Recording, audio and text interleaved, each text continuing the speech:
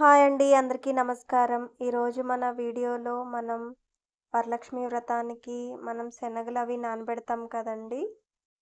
మనకి తాంబూలంలో కూడా శనగలనేవి వేసి ఇస్తూ ఉంటారు. అవన్నీ మిగిలిపోతే ఏం చేయాలా అని చూస్తూ ఉంటాం కదండీ! మనం వీటితో చాలా రెసిపీస్ అనేది చేసుకోవచ్చు.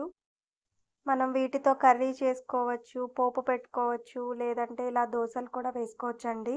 నేను ఈరోజు కాదల దోస వేస్తున్నానండి. మనం ఈ శనగలనేవి ఇలా నానబెట్టుకుంటామండి. ఇలాగ మొలకలొచ్చినవైతే ఇంకా హెల్తీ అండి.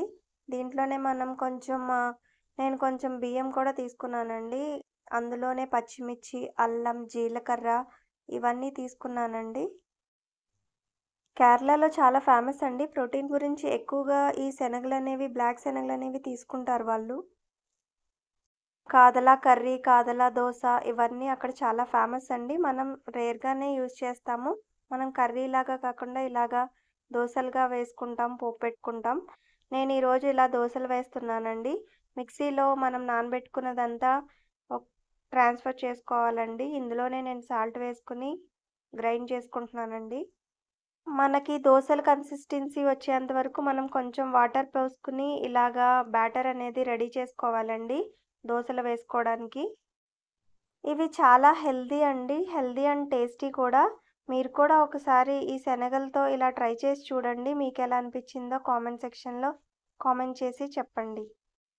ఈ దోసలకి నేను కొంచెం కొత్తిమీర, ఉల్లిపాయ, జీలకర్ర అనేది గ్రైండ్ చేసుకున్నానండి. ఆనియన్ గ్రైండర్‌లో నేనిలా ఆనియన్ అనేది చాలా ఫైన్‌గా గ్రైండ్ చేసుకున్నాను. చాప్ చేసుకున్నానండి. మనం ఒక పాన్ తీసుకోవాలండి. ఒక పాన్ తీసుకొని అది బాగా హీట్ అయిన తర్వాత ఈ బ్యాటర్ అనేది దోస వేసుకుంటామండి. ఇలాగ రౌండ్‌గా బ్యాటర్ అనేది దోసలకి వేసుకున్న తర్వాత ఆయిల్ గానీ, ఘీ గానీ వేసుకోవాలండి. ఇందులో నేను ఎక్కువ ఆనియన్, కొత్తిమీర ఇవన్నీ గ్రైండ్ చేసి పెట్టుకున్నాను కదండీ! ఇవంతా చల్లుకున్నాను. చాలా బావుందండి దోస అనేది. చూడడానికే కాదు, తినడానికి కూడా చాలా టేస్టీ అండ్ హెల్తీ అండి. ఇలాగ మనం సింపుల్‌గా, ఈజీగా దోసలనేవి చేసుకోవచ్చండి.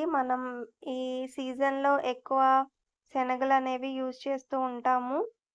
వ్రతాలకి, పూజలకి యూజ్ చేసినప్పుడు మిగిలిపోయిన వాటితో కాకుండా అప్పుడప్పుడు కూడా మనం ఇలా హెల్తీగా చేసుకోవాలంటే ఇలా బ్లాక్ చెన్నాని నానబెట్టుకొని దోసలుగా వేసుకోవచ్చండి. కర్రీగా చేసుకోవచ్చు.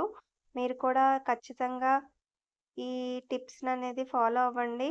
మీకైతే ఎలా అనిపించిందో నాకు ఖచ్చితంగా కామెంట్ సెక్షన్‌లో కామెంట్ చేయండి.